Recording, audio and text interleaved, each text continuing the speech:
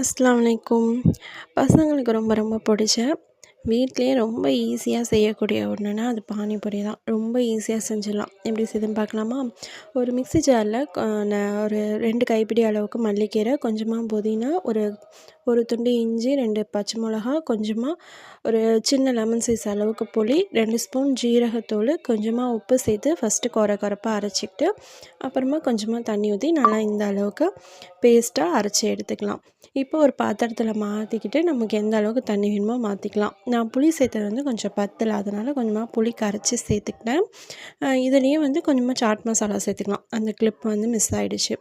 இப்போ ஒரு 4 உருளைக்கிழங்க வேக வச்சு எடுத்துக்கிட்டு அதை வந்து இந்த அளவுக்கு நல்லா மசிச்சு எடுத்துக்கலாம். அது கூடவே வந்து ஒரு 3 மீடியம் சைஸ் வெங்காயம், மிளகாய்த்தூள், சாட் மசாலா, கொஞ்சமாக ஜீரகத்தூள், மல்லிக்கீரை இருந்துச்சுன்னா அதை சேர்த்துக்கோங்க. நான் கடைசியாக ஆட் பண்ணியிருக்கேன்.